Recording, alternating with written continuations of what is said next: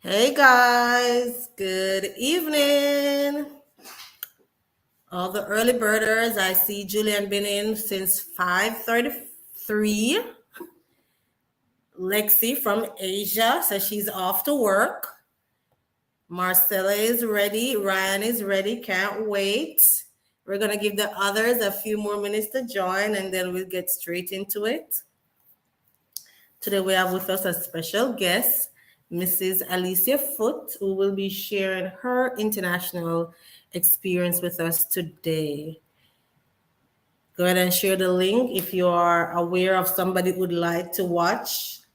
Just to remind them, send them the link for today's live. Welcome, welcome, welcome, guys.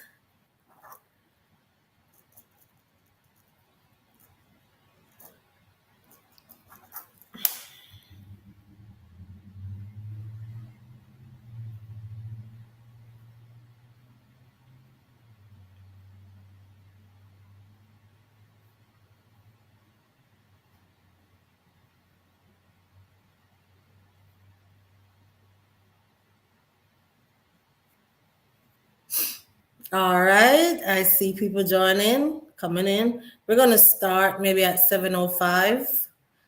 Those who are there, go ahead and drop something in the comment section so we know you're there.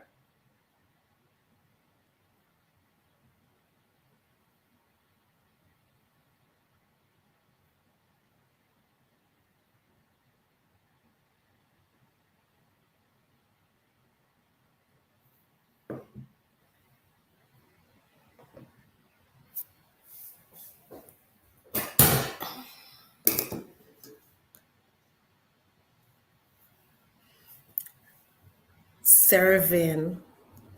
Hey, Servin. I hope I'm pronouncing your name properly. As I mentioned earlier, we will be having with us Mrs. Foote, sorry, author, entrepreneur, educator, motivational speaker. Hey, Stacy and Smith Duncan. Good evening. And she'll be sharing with us her international teaching experience here in the United States. I know you're excited. You can't wait to learn from her, as we've been learning from so many other educators who come to share their journey with us. Hey, Georgia. And we are also live, just myself, on IG. Thanks for joining. We have with us today Mrs. Alicia Foote. Hey, Keisha.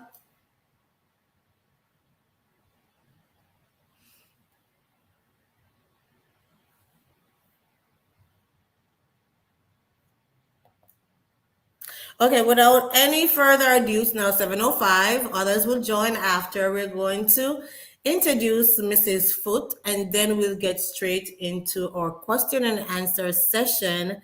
And at the end, you can get a chance to ask questions if I missed something or if there's something you would like to ask Mrs. Foote. Hey, Alfred and Dallas. We're going to go straight into it. So let's talk a little bit about who is Mrs. Foote. So if you saw the flyer, you would have known that she's an educator, she's an entrepreneur, a preacher, and a motivational speaker. Mrs. Foote has written 3 books, 2 of which are educational. She is married to David Foote and she will tell you that she will tell you that their union is a manifestation of her faith walk.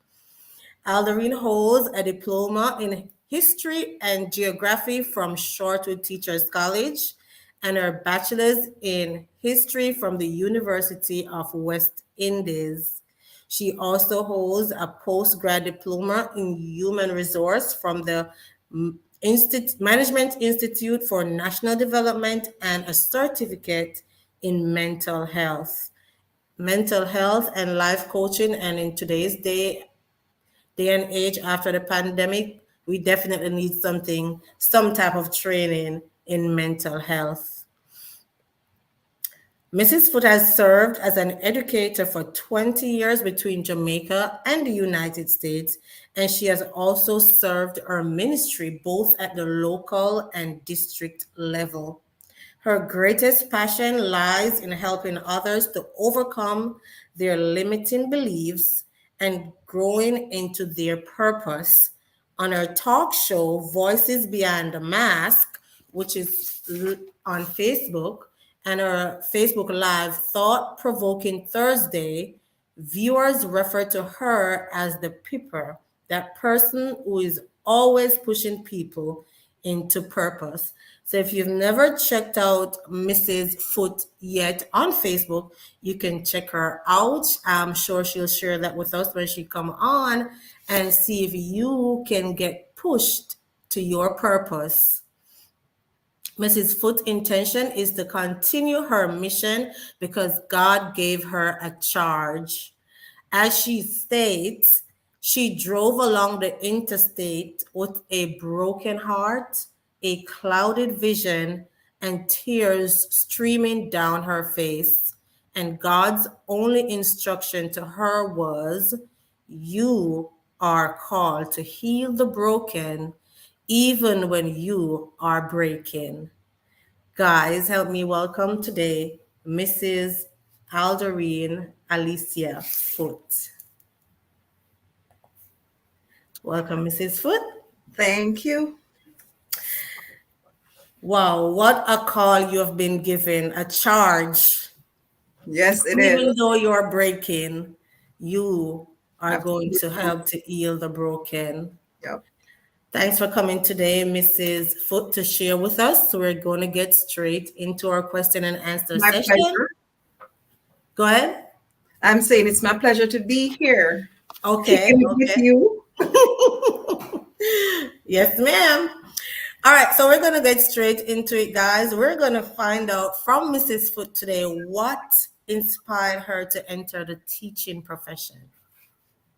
Um, for me, when I was in high school, in fifth form, I don't know if they say fifth form anymore, they just say 11th grade. But when I was in fifth form in high school, Yeah. I knew I wanted to be a teacher. And so there are a lot of odds that I had to overcome, but I made it. So it's just something I knew as a young person that I wanted to be a teacher. I think other persons saw something in me, but I was a chatterbox, always talking. And so, and I am still that person, always Yeah. talking. I think that's my strength. And so a lot of people said, "Oh, she's going to become a lawyer. You talk so much, you're going to become a lawyer." Mm-hmm. But, I think a lot of people never realized that a teacher also has to do a lot of talking. And so, for some reason, I leaned in that direction. Later on, when I spoke to my mom, as a matter of fact, recently, and I asked her about my name, and I asked her, where do you get this name from? Because it's one of those names that, people, I go by Alicia, which is my middle name most of the time because it's easier to call. Yeah. Because Alderene, like a lot of people find it difficult. People call me all different kind of things. And it's funny and very interesting that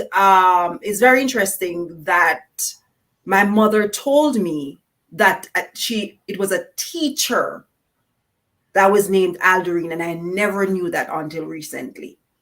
Wow. So she got it from a teacher. Right. And so I became a teacher, but it was something that I just wanted to do as a young person. Okay, so in 11th grade, you just said teaching is that's where I'm heading, and I'm going to work towards it. All right. So, what motivated you though to teach in the United States? For the United States, it was money. I think I'm just going to be frank. But not in the sense where, I wanted more money. It was a period in my life where I was doing a lot. I just built my house in Jamaica. And this was something I did single-handedly because I wasn't married at the time. And so I was a single person. And I realized when I was through, I depleted, all of my financial resources. Yeah. And then I have the tendency to sit down and analyze stuff and try to figure out, okay, what's my next move? And when I sat down to figure it all out, I realized it would have taken me 10 years for me to pay off for the house. And I did not go through housing trust. Mm-hmm. So everything that I did, I exhausted my personal funds. Mm-hmm. I maxed my credit cards. And Yeah. I and when I remember going to JTA and the lady there was about to take some more money, Yeah. and the lady there was like, "Why don't you take a loan, against what you already have?" And so I said, that's a better decision than depleting everything I had. And so I took a loan. So there you had me. I had a loan, um, and everybody know what the teacher life is like. And Yeah. so I now have loans. I now depleted all my funds. I had a home, but I needed money. So the truth was the major motivation for me was money. I know sometimes a lot of people might tend to leave because of the school setting that they're in. I Yeah. had a lovely group of people. It broke my heart to leave them. It Yeah. was where I worked since 2001, but this was something I had to do for me. Yes. And so that was my reason for leaving. Okay, good. So, what route did you take when you decided to come to the United States? Um, well,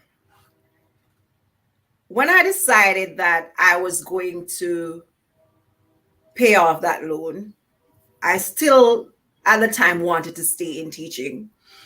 And I just looked for options, what were my options? And so I did not directly apply just for a teaching position in the United States. I was applying to any and everything that would have given me, money that was of a higher value than I was getting in Jamaica. So I remember even applying because I have a postgraduate in human resource management. And so I applied also to Turks and Caicos for human resource management position there. There was even interviewed.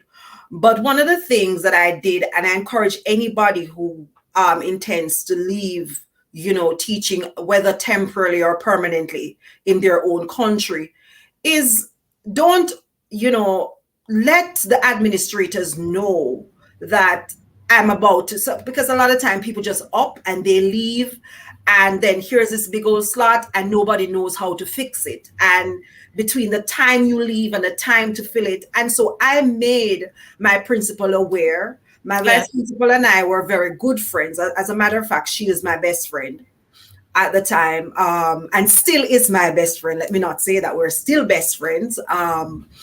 And I made them aware. And even though the principal and I wasn't so close, I made them aware that I was looking. So it Yeah. was not just that I intended, it was just this teaching route I was taking, it was anything that could pay off the debt I was in and put me in Yeah. the financial standing.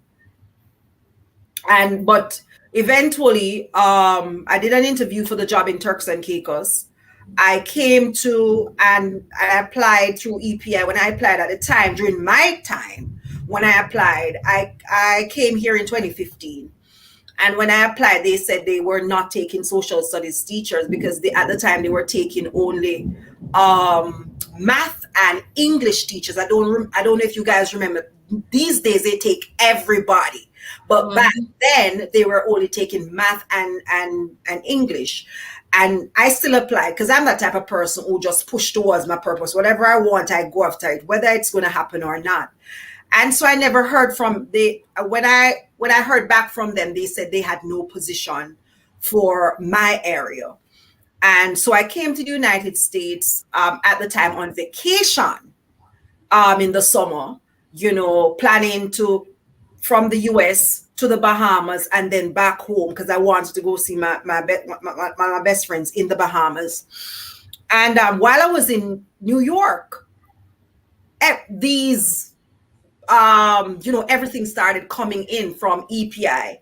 And so I went via EPI, which is a sponsor. So they sponsor you. So they started sending all these documents. As a matter of fact, I had to go back home to Jamaica early. Yes. And I had to cut my trip. I could not go to the Bahamas. And, it was almost a disaster because now you had to, it's like all you have lived a life for all these years and you're all putting all your life in a box in less than 3 weeks. Yes. In an effort to get back because there was no prior planning for this. So that was my story. My story is a little different from others. You mentioned they first said they did not have any position for you for social studies, but now they're reaching out to you. They found a social studies position? They found a social studies position and it was in Charleston. So I didn't finish in Charleston, but I started out in Charleston. And so I think my position was one of the first social studies position that they opened up for the company that I came with. All right. So I know we all have different experiences, and I'm sure teachers know you apply for these positions, you leave in the summer, forget all about it, and then you get the emails coming and you have to start running. But it's a part of your journey and your experience. All right. So when you decided, what were your expectations when you come to the United States? What were you expecting when you come to live and teach here in the United States? Wow. I had a lot of misconceptions. Listen, what I want to say to people that living in the States and visiting the States, it's two totally different things. Because I was coming to the United States every summer. Because my family, my mom, my siblings live in the United States. I have friends here. So I was coming every summer, right? But I was coming to visit and shop. That's a life. When you're coming to visit and shop, but when you live here, it's different.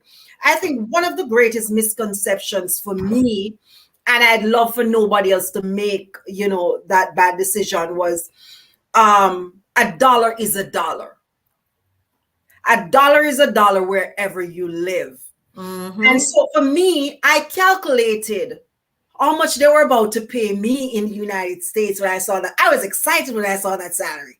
Yeah. Because, that was maybe quadruple times what I was earning in my own country. Right. But then when you get here, and not only that, one of the greatest misconceptions again about that dollar is that if you have bills back home, when you get here, you are living a double life, which you never lived back home. So now you're not just paying your bills in Jamaica, you are paying your bills here. Yes. And you have to be paying your bills in Jamaica. So you're paying 2 sets of bills every single month. Not only that, settling, I'm talking about monetarily, which is most of the time the reason why we come. And so settling is another big issue. Most times, it's very rare when they put you in schools that are in cities. You're going to be in a school that is out there in a rural area, or you're going to be put in an area where you have to drive. And that's one reason that when I came, I understood that you have to have a driver's license prior. So now you have to get a car. So you have to drive. You have to come here, buy a car. I remember a cousin of mine in New York was like, "You're driving?" I'm like, "Yes." He's like, "But I don't drive." Because you live in the city. Right. You have that option. I don't. I can't walk to work. You have to think about they're throwing you in a situation where you now have to pay 2 months rent. Depending on where you go, sometimes it's 3. Mm-hmm. And they tell you to come with 1,000, at least 3,000 US. I came Yeah. with 1,000. Girl, listen, there are so, especially when it comes onto the monetary aspect of it, there's so many misconceptions. Mm-hmm. So for me, that was one of the things for me. And the other thing I never understood credit. So here I was in Jamaica, um, getting my credit card going to the ceiling, and I came to United States like I don't want no credit cards. Mm-hmm. Understanding that I'm coming into a system that runs on credit. Right. So You I never need it. got a credit card until Mm-hmm. the second year, going into the third year of me living here. What did that do for me? It messed up my credit. So I could have had a better credit in 2 years. I didn't have no credit because I was buying everything cash. Mm-hmm. These are some simple things that nobody tells you unless you Mm-hmm. have somebody there who is guiding you along. Say, don't do this, don't do that. You Yeah. know, you have to have somebody giving you some amount of guidance so you know what you are doing. So personally, I think you're doing a great thing here for person who have an interest in coming to the States. At least they'll get some insight on, Yeah. experiences. Yeah. Good. So the misconceptions, a lot of people, they think, yes, I'm back home and the money tight and I'm not managing and whatever. But when I go to the United States, it's gonna work out. It's not that easy. It's Nope. not. It's not that easy because no, you're working in US dollars and you're gonna pay your rent in US dollars. US You're dollar. gonna Oh pay your yeah. water and your lights in US dollars. Plus, you have to send back money home to pay those other bills. Nobody in Jamaica, unless you're living uptown, is going to pay 100 and something thousand dollars a month for rent, and that is what we're looking at. Yes. Over 100. That's the average that Mm-hmm. you're going to be looking at. You might go into an area where you don't pay as much, but most time that's what you're looking at. Over Yeah. $1,000. Mm-hmm. What about the classroom? What did you expect to see when you get here in the classroom?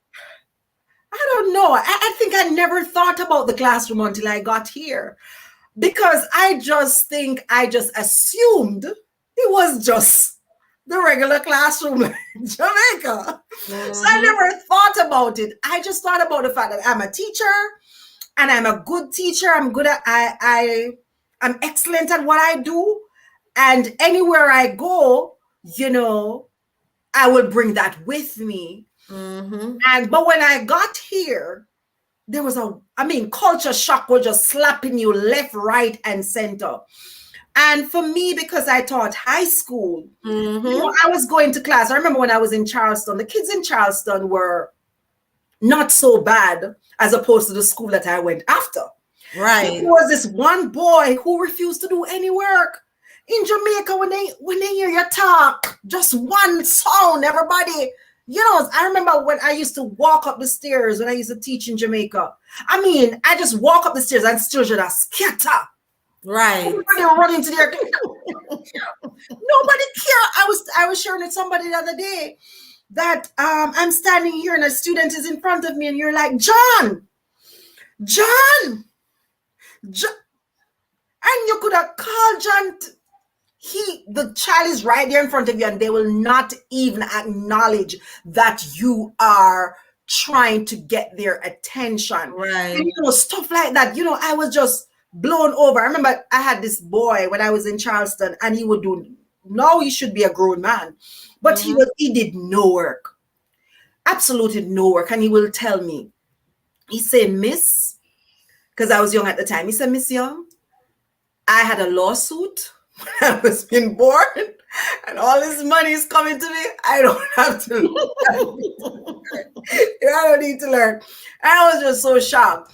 But when I went to my second school, which is a totally different district. And again, it depends on where you go. I don't know if you, depends on where you go. And the students, my God, I remember when I just got there, these students did not care if a teacher was in the classroom. And I was just standing there, sit down, stop doing that, don't. And they were just doing everything they wanted to do. And I think what they do is that they challenge you. Yes. They want to see who you are. And if they realize that they can walk over you, and I remember this teacher said to me, he's an American, and he said to me, he said, Young, go in with a closed fist. I never forget. And this is something I share with other teachers, and I'll share those prospective and those who are having struggles in the classroom right now. He said, go in with a closed fist and slowly open your fist. And after that first year, but for me, what I learned, and I share with other teachers as well. I remember another teacher came, she was in the middle school, and then she came over and she was catching hell. And I said to her, love them. I said to her, love them. And you have to love them genuinely. And they have to know. And I think to this day, she has a beautiful relationship with her kids. Because once you let them know that you love them, you can't go wrong, because you can get away with anything. Yeah. Because they can see your heart and say you genuinely care about. So those are the two things. And no, I used to say to my and I call them my kids. So I used to say to my kids, this is called tough love. So when I have to reprimand them, I'm indirectly saying to them, I love you, but this is what you have done, and I have to reprimand you. And as a result, I had kids telling other kids about me. And so I had students coming to my class, coming to call to me. Sometimes I don't remember, like looking back now, I don't remember sometimes who I taught and who I didn't teach, because some of these kids were just coming in. And I remember one day something very, very serious happened, and I won't go into it because that's personal as far as, the school and the child is concerned. And the child requested to come to my class. Yeah. They wanted to send him somewhere, and he requested to come to my class. And the only thing he did in my class was just sit. Was sit, because he needed somewhere they needed to hold him somewhere. And he said, and he requested to come to my class. So love them, but go in with a closed fist. Let them know who you are. But at the same time, this is not your country. This is not where you're coming from. You can't slander those children. You can't say anything that comes to your mouth to them, because you are going to lose your job. You can't hit them. You can't speak down to them like derogatively, because you are going to lose your job. So it's like you're walking on a thin line. But when you get into the system and you understand the system, it's like a walk in the park. Yeah, definitely getting to know them, and as you say, firm until you get to know them, they get to know you, and you have that relationship. So it all boils down to building that relationship with the kids, and not just the kids, the parents. I'm not sure about the high school. Yes. I'm not sure about the high school, parents. But the parents. The parents. All right. So can you give us an example of one of your lowest points and also one of your highest point while teaching in the United States?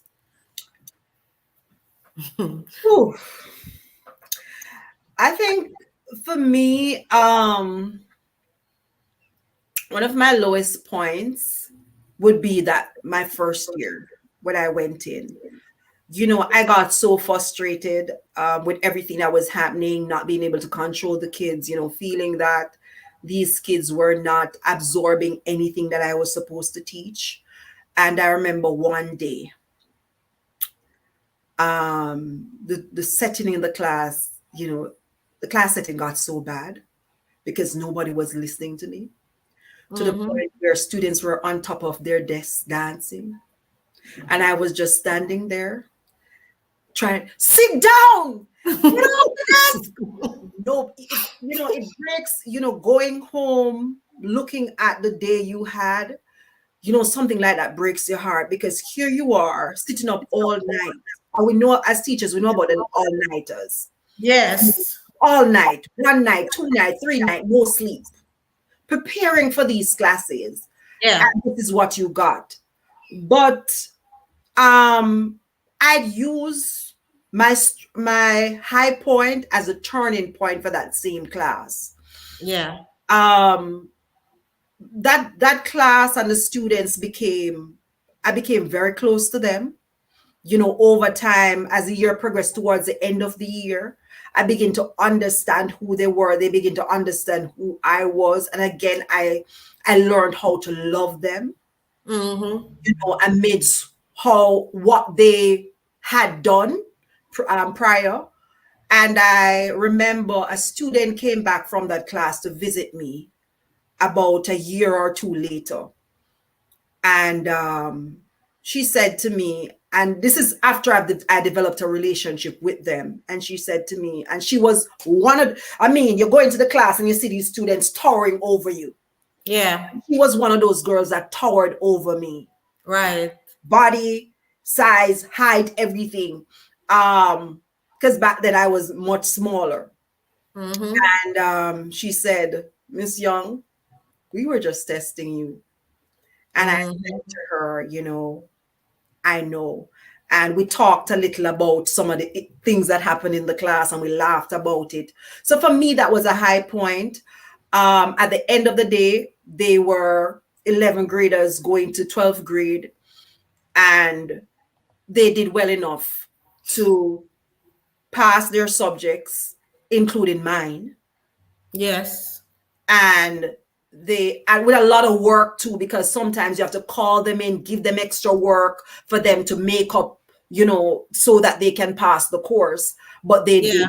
And she was one of those persons. So for me, the low point became a high point, because even though they started out like that, the end result was not that. But it's not a walk in the park. It takes a lot of work. Yes. Like you said, it takes a lot of work to build that relationship with them and get to that point. Because I could have said, you know what, I'm getting my pay at the end of the day and just stroke my hands and say, whatever you guys want to do inside of you, do it. But for me as a teacher, if my students are not succeeding, I don't feel that I am succeeding either. Definitely understand that. Yep. All right. So I know you've written 3 books. For those who have not checked out any of those books, you're going to share those with us. But my next question is, what is your greatest accomplishment since you've been here in the United States? For me, I think my greatest accomplishment, and I'm going to relate that again to my experience in the classroom. I found who I was, or I found who I am. I found who I am because back in Jamaica, primary school student teachers, you're all putting up all these charts and this and that, but we don't do that. We don't have all of that to do, okay? But what do you do? But when you get to the United States, everybody does the same thing. I was shocked. Now I had to be putting up, decorating my classroom at the beginning of the year, pulling it down, which I was livid the first year. I was like, why am I pulling this down? I had to pull it down at the end of the year. I have to put it up back for the next year. But after a while, it becomes routine. And so you have so much things in your little box and little cupboard to put up. After a while, I was, buying less and less. But what I found was my creative genes. I never knew before, when I traced everything I usually do, I understood I was always tactile. I never knew I was tactile. I never knew that this was a type of person. I was a tactile teacher, a tactile learner. I'm a hands-on person. Anything to do with my hands, I can do it. Mm-hmm. You see hairstyle? Me cut me hair. This wig Mm-hmm. didn't come like this. Yeah, it's a wig, Mm-hmm. Mm-hmm. right? So anything to do with my hands, and that has allowed me to move into different entrepreneurship areas that I've found myself in. And Yeah. that is one of the things I'm grateful for. I think that's my greatest accomplishment because that alone has allowed me to start making money outside of the classroom. Because I know, I mean, I have an office in my house. And when I go inside there to do anything that I have to do, create anything, I remember the first time I got this machine and I was in there. I was looking. I was like, "What time is it? I'm not getting out." I'm sitting down there. I'm just so excited about what I do. So anything that has me creating, and it's because I came here, and it's because I went into the classroom. I had birds flying in my ceiling. I had in my classroom. I had trees. I mean, trees with leaves hanging off the trees and the birds flying on the ceiling and all kinds of things going on in my classroom, and teachers would come and look at my class and they're like, "Young, you're so great," and I'm just so excited. I'm like, I'm finding who I am, Mm-hmm. and I found that creative genes, and I'm grateful. I will be forever grateful for that experience and what it gave to me. Mm-hmm. Good, good, good. So, from that response, I definitely know you would do it again if you had a chance to do this over and say start over. You would still choose to teach abroad, right? With all that I've gained, if I could go back, not from here, but if I don't regret the decision I made to come here to teach, because it was a stepping stone for many Yes. things.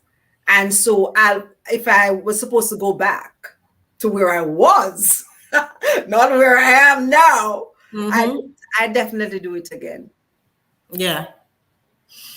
Good. My next question is, you have three books that you wrote. Before we go into the books, are you still in the classroom? No, I'm not in the Or classroom. I don't know. Do you want to share with us what you're currently doing since you've left the classroom after finding? Let me just put it this way. I'm in transitional mode. Okay. I've already mentioned that I have a postgraduate in human resource management. And again, I found myself in the classroom. I don't regret the 6 years I spent in the classroom in the United States. I enjoyed every moment of it in the classroom. There are issues sometimes outside of the classroom, but I don't regret, the experience I had with all my kids. I don't regret the experiences I had, the 14 years I spent in Jamaica in the classroom. But I know that at this pivotal point in my life, Yeah. it is time for me to move to something else, to another level. So I'll say at this point that I'm transitioning. After doing something for 20 years, that's all you know. And Yes. so I'm in transitional mode. But you can look out for my fourth and my fifth book. So in those books, you will hear a lot about where I am now. And so I don't want to give that away. Got it. Where Got I'm it. now, because again, it's it's more of a journey. And I'll speak about that journey, in its fullness at a later date. But no, I'm no longer in the classroom. And not that I don't encourage, others to still spread your wings, and because kids need teachers. Yes. And but I think after 20 years, I realized that there were some other callings, on my Yeah. life. And there are some things I need to do before the Mhm. Lord decide it is my time. And Gotcha. so I have Gotcha. to get them done. And so I'm in the process. of working on those. Definitely understand. Can you share with us a little synopsis of your books and where they can get those to purchase? All right. I have my books with me. So let me start with the educational ones. Okay. And it's strange. People ask me. So this book is called Recite Your Letters with Ali Rabbit. Um, so here it is. Mm-hmm. And yes, my creative genes. When you buy the book, every single thing in the book was done by me. This book cover, everything, all the graphics, everything in the book. This is all me. So if you want it for your school, you want it for your kids or anything, you can get it. I'll soon tell you about that in a minute. This book is called Learn Your Letters A to Z in Sign Language with Ali Rabbit. And this book I wrote while I was still teaching. As a matter of fact, I wrote both books while I was still teaching. And what happened was that I just started doodling and came up with this book because I was working on my major book at the time. And I started doodling and came up with this book. And then I have a sister who is hearing impaired. And she has one child, one of her children is hearing impaired. So my mom was like, how is she going to understand? And so this book, I gave birth to this book, which is a sign language book. And it's funny that even though this gave birth to this, most times people tend to want to get this book, the sign language, because it's another language, is something new. And I guess Yes. because there's a lot of alphabet books out there in the market, but I can tell you my alphabet book is different. Okay. All right. This book I started working on this book the year I moved to the United States. And it's called Broken But Not Shattered, a journey of intentionally shifting from pain into purpose. Mm-hmm. It speaks a lot in the first two chapters about my own experiences growing up and the painful experiences that I encounter, which dictated that I should not be here today in this capacity as a teacher, as an educator, as an entrepreneur, as a motivational speaker. I should not be here because of Mm-hmm. the many things that I went through. And so in chapters 1 and 2, I talk a lot about it. One of the things is that people are always asking me the question, how did you get over? And I don't think I wrote this book. I know that God wrote this book because the inspiration that came to me and how the Lord showed me what to write. I can Yes. tell you that this was not me. This was all God. The people who have read this book, it was interesting when I went on to give you my bio, which was on the back of the book. I saw a 5-star, and the people who have bought the book, those who give me their testimonials, they're like, this is a good book. I remember my mom sold some in Florida, and the lady came, one lady came to her and said, that book is a good book. I don't know if she knows that her daughter wrote it, but Yeah. they're on Amazon. So you can buy it on Amazon, or you can call me at 336-500-7947. That's 336-500-7947. And I can get you the book, or get the book to you, especially if you're in the United States. That's way easier, or Canada, it's way easier, or the UK. It's a little stretch to get it to Jamaica. I'm still trying to get it in the bookstores there, or get them in the bookstores there. So I'm still working on that. I am currently working on my website where you can go and directly get the book.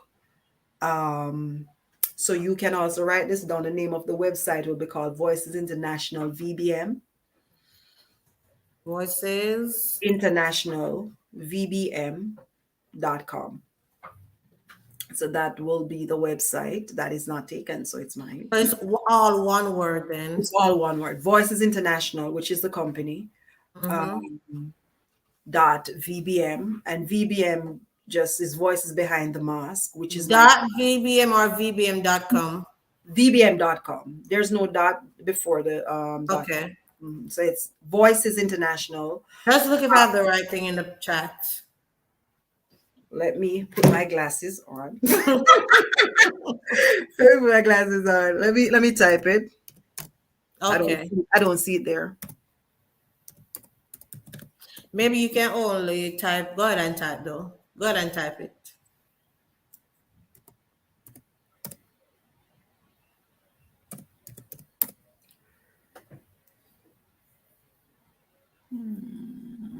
Yeah, I think that's it.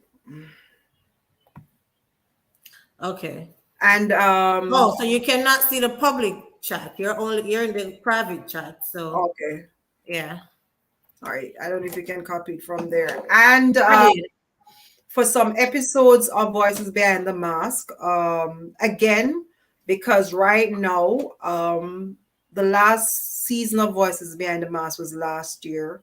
We closed out in, I think it was March, June. But as I said, I'm going through a transition, and because it's really about a learning process too, I kind of put a lot of things on hold Yes. until,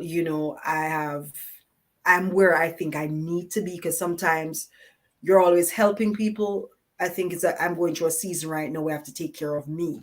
Yes. And as soon as I'm out of that season, then I will also launch season 3 of Voices Behind the Mask. So it's Voices Behind the Mask .vbm. If you're looking for it on YouTube, it's Voices Behind the Mask .vbm, and you can see some of the episodes from the from season 2. Let me clarify. You say on YouTube it's voices behind the mask.com.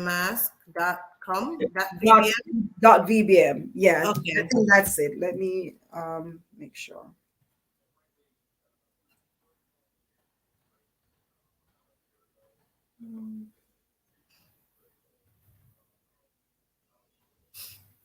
All right, I put that in the chat. Voices, I'm sorry, it's Voices International at VBM.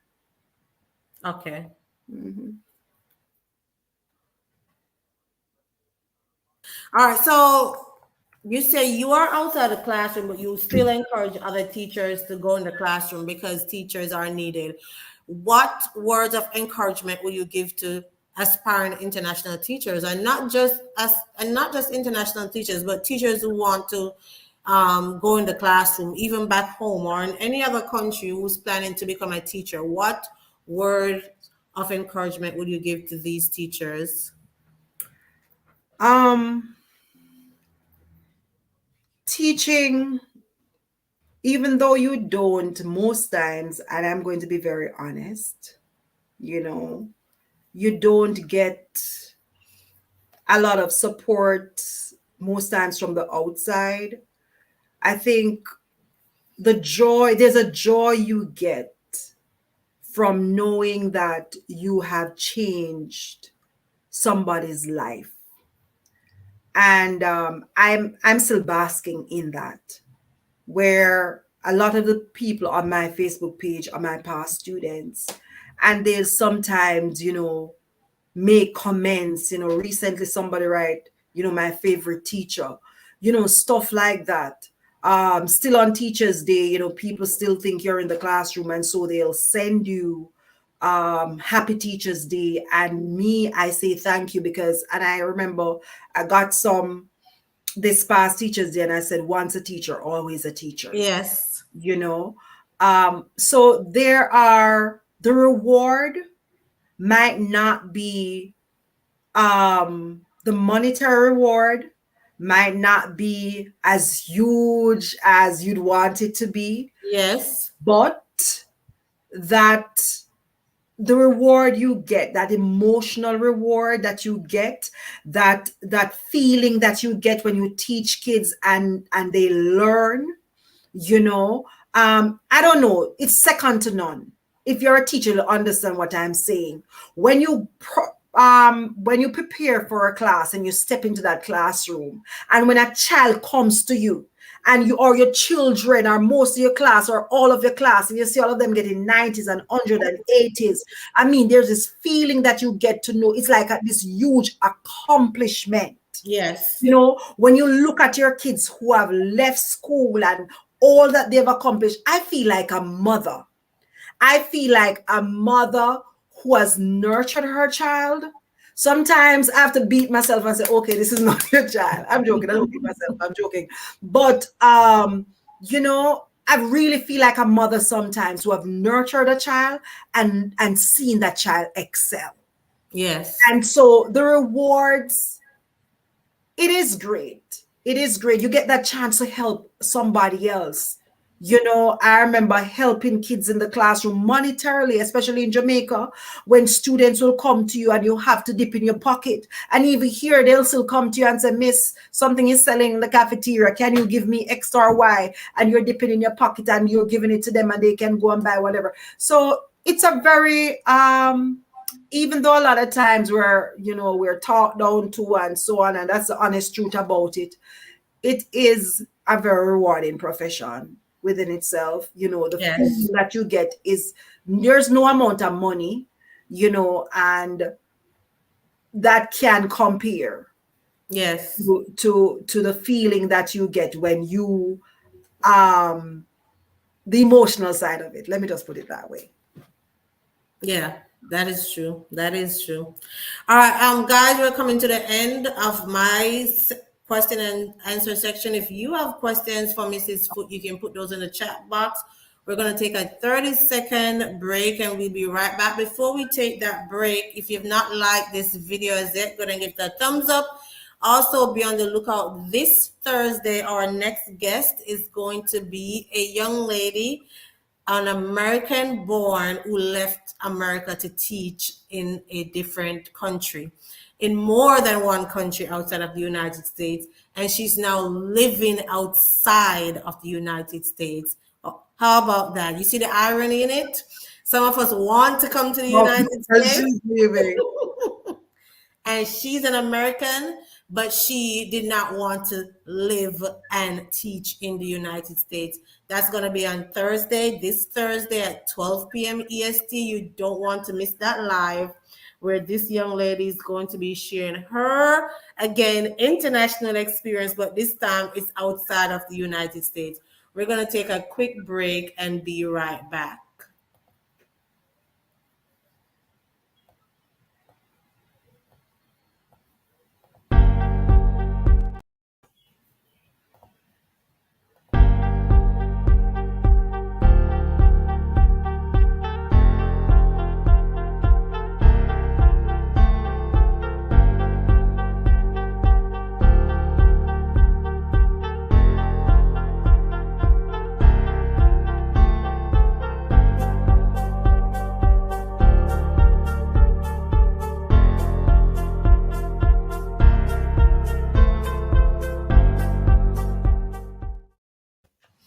All right, if you have any questions for Mrs. Foote, you can go ahead and put those in the chat box and we can answer those and we'll be on our way.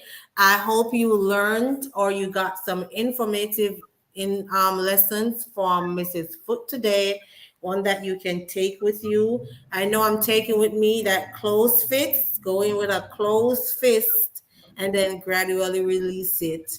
So if you have any questions, go ahead and put those in the chat box and we will get those answered.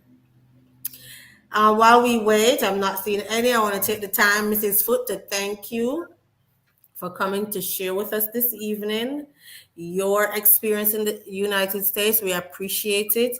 And we want to wish you all the best in your future endeavors. We look forward to book 4, you say, and 5. And also to your website that is in the making. I just want to double check. I did put it in the chat box. The phone number you gave was 336-500-7947. Correct. And then voicesinternationalvbm.com. Yes. And that's the same thing for YouTube. YouTube is Voices International at VBM. Voices International at VBM. Yeah, and Okay. it's all separate words, it's not together. Okay. And VBM is uppercase. Okay. But I guess when it's YouTube, whatever you put in, You'll find it. Yeah, I guess you'll find it. So we have that in the chat.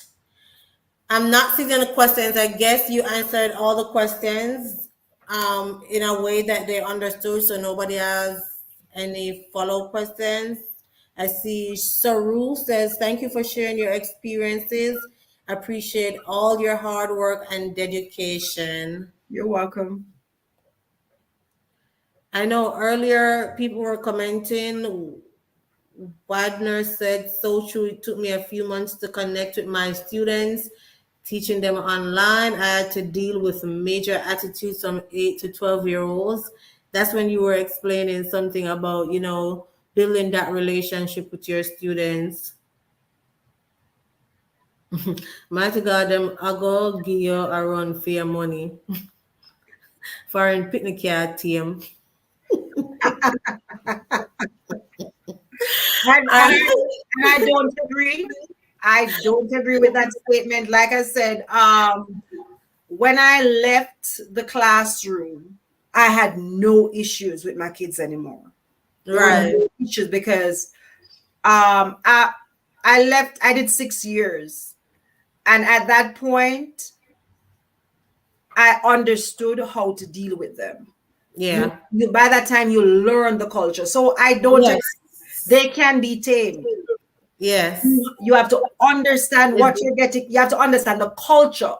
You see, the culture and the climate of the school is important because every school is different. Yes. Yes. And Yes. so you have to, when you go in, like you, Dr. Britton, you and I taught in the same school district at one point. But Yes. you're in a totally different school district now. And what you understand is the culture is going to change from Yes. one school district to the next. Because Yes. one of the things that surprised me in the United States was that every school district had its own laws, quote unquote. Mm-hmm. And every school district would run in a different way, depends on who was at the top. Yes. And so once you go in and you understand the culture, Yes. you can tame them. You can tame them, but you have to understand them. And I tell you, once you show those kids in your own way that Yes. I love you, I tell you, you get away with murder. Find out what is it that they like, and you use that. Use that as your weapon. Jessica is asking, do you have to decorate class out of your pocket? It's a choice. No, you don't. Where I was, I never had to. You get a stipend. I think before I left the classroom, it was like $150 before. I think by the time I left was $200. $200 is a lot of money. And Do something to buy to stuff for buy the stuff for your classroom. And not only that, you're buying stuff like your markers, anything that you need. People are buying like printers, anything that you need, because after a while, like some of the smaller things, you'd have a lot of those. So you don't have to be repurchasing those stuff, but like other stuff, you can now get a printer, you can get a scanner, you can get laminator, and sometimes you have like grants that come into the school. And I remember there was a particular grant to the end of almost to the end of the year that they gave you. And I remember I got a laminator. So you do get money. Sometimes you have to budget how much you're spending, because and my suggestion to you is work the Dollar Tree. The Dollar Tree. All teachers go to the Dollar Tree. Yes. Don't go at all, Jay. Or even though, don't go to Tarjay. Even though the Dollar Tree is now $1.50. $1.25. It's $1.25. Yeah. Still cheaper. It's still cheaper than going to other places. And you get this. I use the Dollar Tree right throughout in my first year, I think the school did most of it for me because I was just coming in. But then my second and so on, as I started learning, when I was leaving, I gave away so much stuff because I knew I didn't want them anymore. I mean, I had, when I tell you I had stuff that I haven't even touched. So, yes, you don't have to go into your pocket. Once you budget and know which store to go to, and I'm pointing you to the Dollar Tree, you won't have an issue. Right, right, right. Dallas is saying he totally agree with you that about living a double life, paying bills in two countries, it's a struggle. Aisha is saying interesting experience. Ripton says, thank you, Mrs. Foote, for sharing your experiences. It's an eye opener. Robert says, thank you for sharing your experiences. And a question now from Rochelle. She's saying, why didn't you give up when you were facing the greatest challenges from your students? What kept you from giving up at the height of those challenges with the students? Anybody who knows me knows that I have a love for kids that is second to none. Mm, I don't have biological children. I have children. right. I have a son in my home. I have Mm, children. He's mine. He's all mine. From head straight down to into a female, right? And but I've always had a love for kids, and I've always wanted the best for them. And even since I was in Jamaica, I realized for some reason, and I said, God prepared me for that journey because for some reason, it's the bad kids who always gravitated towards me. And so mhm. when the kids were always giving trouble, teachers would be coming to the staff room because in Jamaica, you have a big old class staff room. You don't have like individual rooms like you have here. And they'll come to me and say, Young, it's your boys. That would be there. So for me, I think it's my love for them and knowing that there's a better path as an adult, as a Yes, teacher, as an educator, as their mother away from home. And that's what a lot of them, a lot of kids call me mom, right? yes. I know that I had to stand my ground. I know that I had to show them the way. What that way was when I just got there, I didn't know. And I'm going to be outright honest. I was just feeling my way. I was Mm-hmm. just feeling my way to try to figure it all out. But I stood my ground, and it's just the love that I have for them. Just the Yeah, love.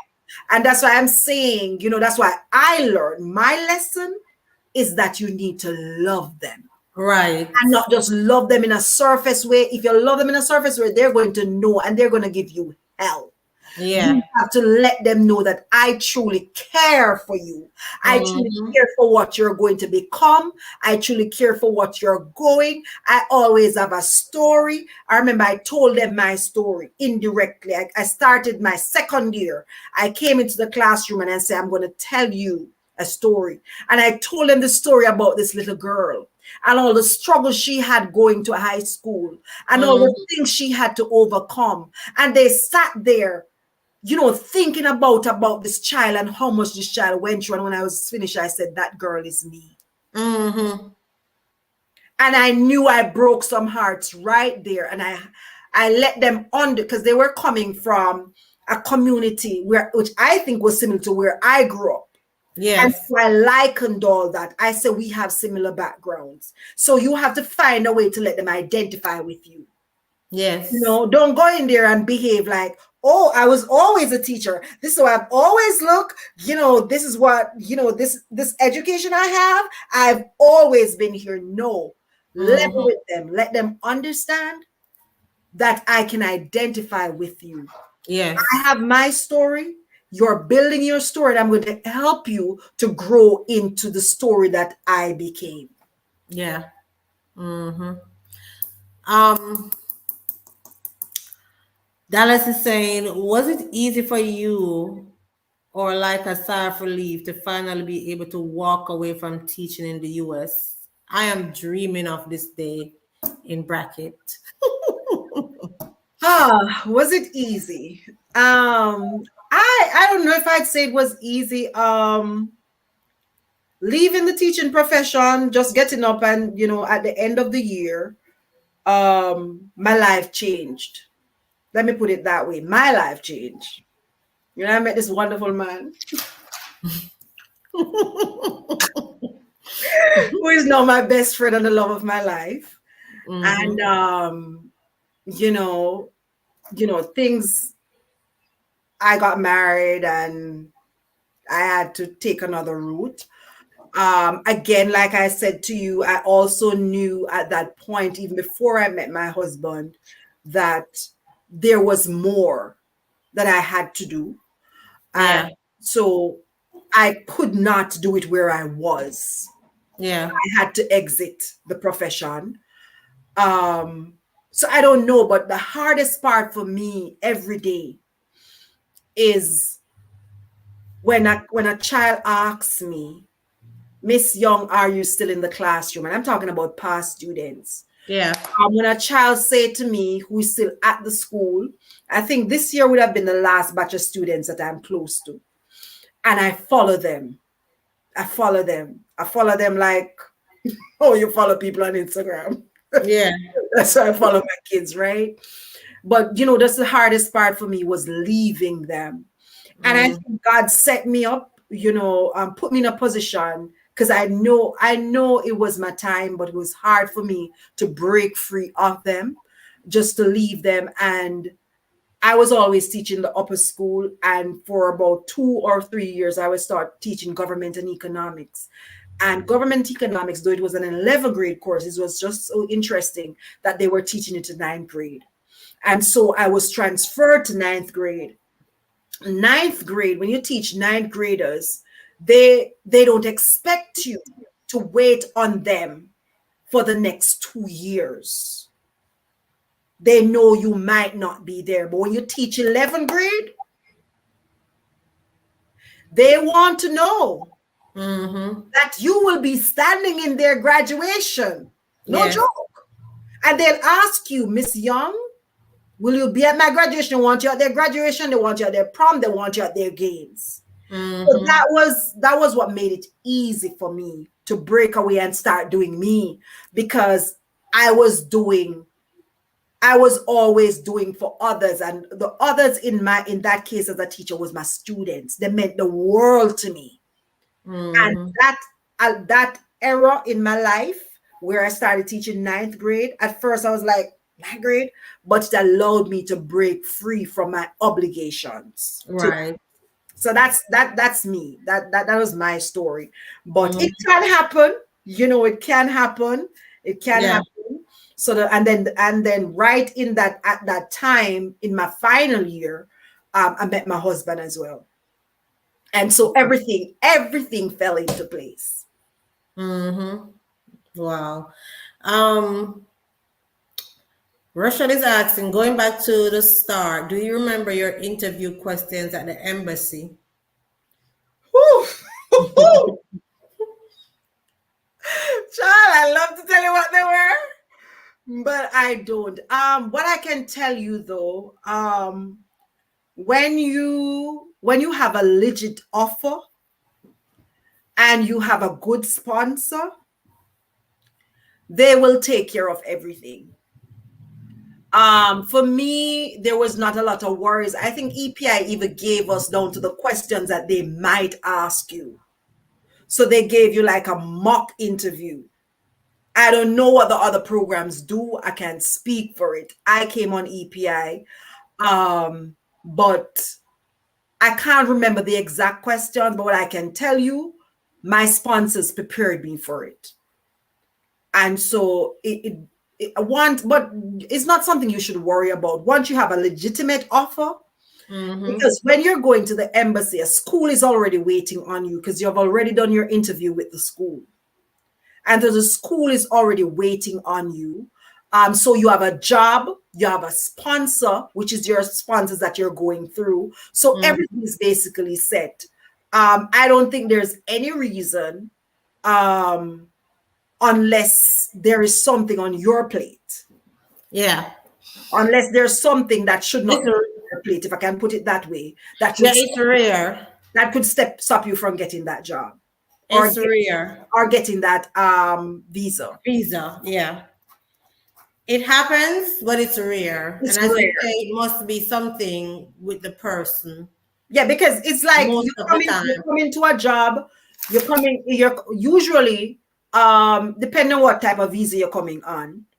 I came on a J1, so the knowledge was that the bottom line was that I was coming for 3 years, Mm-hmm. and then after the 3 years, then you go back home. But then when you come here for 3 years, you can also do what is called an extension, and Mm-hmm. you get what is called a 2 year extension. A 2 year extension allow you to do 5 years, and then you can switch over to a H1B, or a lot of places now are actually giving people their green card because Yeah. it's so difficult now to find teachers in the States. Yes. So, like I said, I think the only thing that will cause you not to get through is something in your own closet. Yes. All right. Marcella is saying, I don't have any questions. However, I am most inspired by your journey. And Thank thank you. you, Dr. Britton.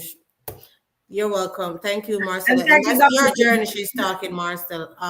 That's Yeah, I your know. journey. Thank you. But I'm saying thank you to you too for having me. Yeah. Wagner saying, have you ever had a student or parent treat or try to put hands on you? Threat or try to put hands on you. I've seen it, but never with me. Like I said, my students were my babies. I had a great relationship. I had problem with the administration because I got a mouth on me. So my advice to you in that area, though, and I had to learn because when I was in Jamaica, I was always a strong-willed person. I don't like to see anybody taking advantage of anybody, and I don't stand for that with anybody doing it to me either. But I Yeah. had to learn to understand one thing: I'm not in my own country. I'm in a total different culture, and I had to learn how to shut my mouth even I want to open it. Yes. And so that is something I had to learn when it came to administration. But as it relates to students, no. I've never had any major run-ins with any student. Yes. Students do not want to do their work or don't pay me any mind when I tell them to do their work, but outright disrespecting me, no. But I've seen it happen. Ripton Ware is saying, do you or Dr. Brittany recommend going through EPI to land a teaching job? Let me answer first. Going through EPI to land a teaching job in 2023. And my response is no response. I'll allow the EPI colleague to respond on that. And I'm going to be very honest. We're free. EPI is a good program, but I think honestly, if I were to go back to Jamaica and come again, I would maybe go through maybe Stephanie's program. Thank I'll go you. to Dr. Faces. I'll go to I just put it this way. I would have gone to Dr. Britton's program Thank you. because there are a lot of holes, there are a lot of expectations that are on you. They dot all their I's and they cross all their T's, mind you. With more than one dots and more than With one too cross. many dots and too many T's. I will not say anything more. I'm grateful for them. Yes. I'm grateful I came on that program, but if I had a choice to go through another program, I Yes. can't speak of the other programs. I don't even know their names. I personally used to compare my program with Dr. Britton's program because there are a few of those teachers who were in my district. Yes. But if EPI is the only option, but you also have to be careful too, because what I also see is that you have in Jamaica, we call them Oricum Up.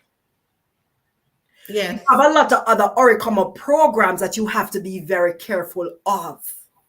Yes. Because they're how they do their stuff kind kind of put you in a lot of dilemma too. So my suggestion is that talk to different people.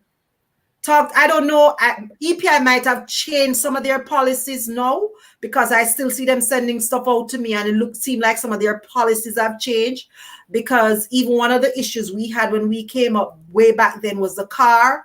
They gave us some expensive cars that we had to pay dearly for. I mean, my car payment for an old car is similar to what I'm paying now for a brand new car. And so, or better yet, it was more than what I am paying now. But one of the things I know is that they had stopped that car program and now allow people to purchase their own car if they want to. I really, that was 6 years ago, you know, and even though I stayed with them up to a certain point, I can't tell you everything about what changes they have made. So my suggestion to anybody who is going, talk to people who are there now, and find out from them what is happening with the different programs to see if that is something that you want to go through. One thing I know I hated with EPI was that thing we had to put on every year. Yes. And that was just, I think that was too much work on the work. We had to put on a cultural program every year. I think it was good, but I don't like the fact that we was expected to do it every single year. A one-off thing, but with all the workload that we had to carry in the school, because it's not easy to teach a foreign. Yes. So if you're coming with the notion that teaching a foreign easy, it is not easy. It's workload is heavy. Yes. Nothing compared to what I ever did in Jamaica. Nothing. We were living a life in Jamaica. Nothing compared to it. Yes. Oh, let me say this. I think I didn't say this at all, and this just popped in my head. Health. The health plans you get are not sufficient to take care of you and your family. I know people, I used to pray and say, Lord, don't let me get sick. And no joke, this is not, I'm not even smiling about this. I know. And when I did get sick, I asked the Lord, please do not let it escalate. So I have to go to an emergency room, because the monies these people had to pay because of the health coverage that they have were, I said they, because I didn't use mine. The health coverage that I had it, but the health coverage that they had was not sufficient. So a lot of these things you have in your own country. When I did a surgery in Jamaica, I never paid $1. It's not the same. So you have to weigh, when you're coming, have a plan, weigh your pros and your cons. Are you coming to pay off your bills? When you pay off your bills, what's your next step? When you're paying off your bill, what are you going to save towards? Are you just coming to live in a big house so everybody at Jamaica or wherever you're coming from can see that house and you take all these pretty pictures? Are you coming to drive big cars so everybody can see the car? And then you don't have a good bed in your house, but you have a big car park up and you're always taking pictures in your car so everybody's seeing the big car you're driving. Come with a plan. I had to be strategic in paying off my loans. I had to cut off a lot of things, including cable and internet, and use my phone, because I knew I had a bill in Jamaica I had to clear. And at that point, I knew I wanted to get married. I was not going to carry my bills into my marriage. And so I had to clear those bills. So you have to make a plan. You cannot just come and say, okay, I'm going to teach a foreign. I'm going to foreign to teach. No, come with a plan. Yes. And your financial plan is one of the most important plans you can ever have. Yes. Come with a financial plan. Yes. Is it only degree holders that can have this opportunity, or diplomatic holders to have that opportunity? I think you're asking if it's diploma and diplomatic holders, or diploma. It's diploma, right? Because it's diploma. I guess it's diploma. Collins, right. You can maybe put that in the chat box. You can't come on the program with a diploma. Yeah. You have to have at least a first degree. A first degree. Yeah. And I don't know if they have changed it. I know you have to teach for a certain time. 2 years. I think you have to teach for at least 2 years. Yeah. I was there for so long. I don't remember how much time because I by the time I came here, I was in the profession for 14 years already. Yeah. Keisha is asking which program is that. So she mentioned her program was EPI and I came on Faces. So that's the program she's referring to. And there are a number of other programs out there, but that's what I'm saying. I assess the programs. I can't say everything about EPI because I came off EPI a long time ago. I know and I think Right. that they're making changes. So you can also find somebody who came up recently on EPI and find out what are the pros and the cons. Right. Yes. Definitely I don't think diploma.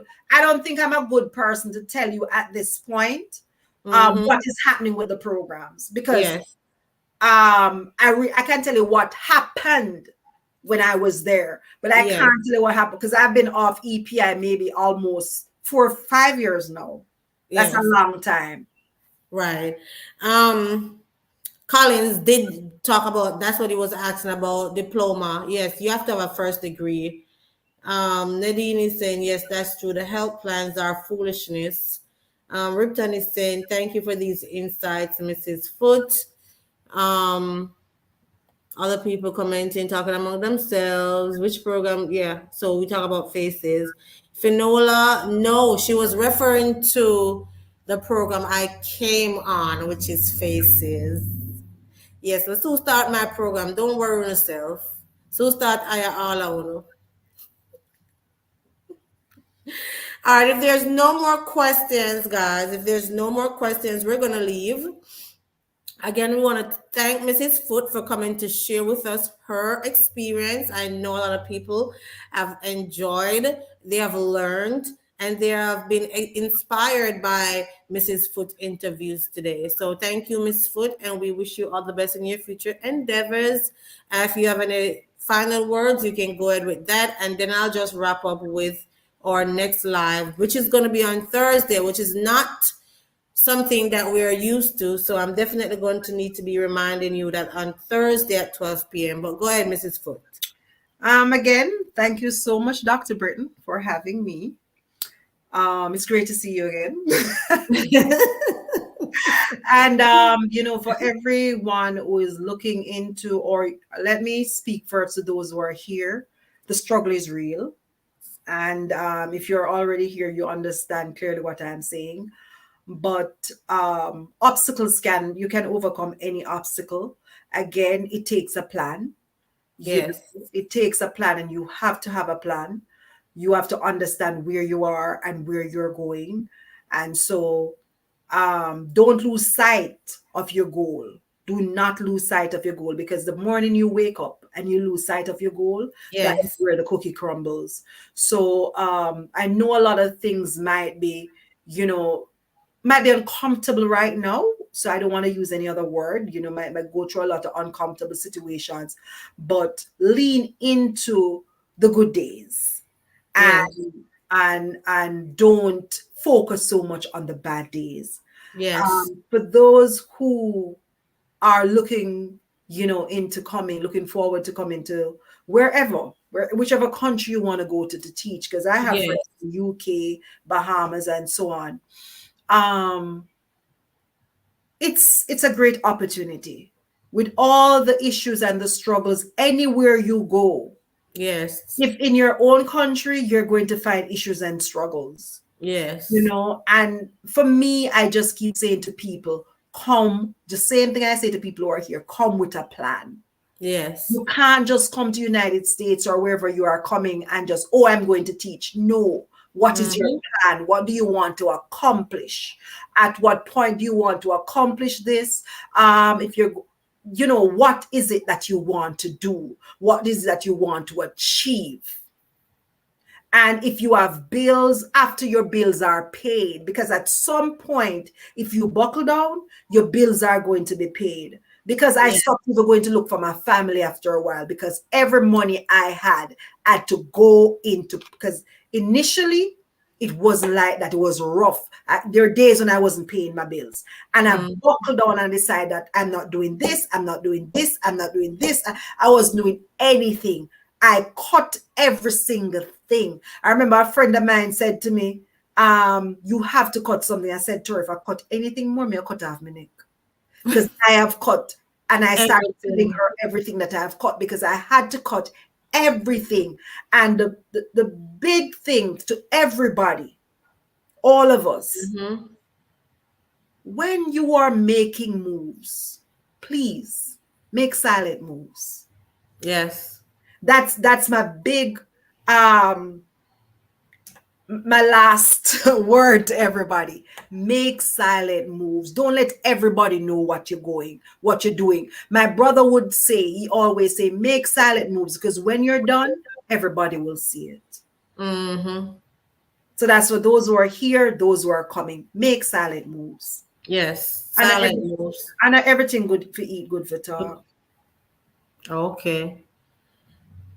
Good advice. Good advice, Mrs. Foote.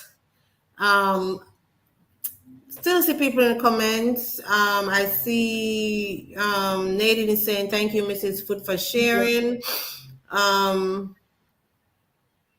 Please is a program yearly. All programs, once the J-Round programs, usually they give it for 3 years with a possibility of extending for 2 years.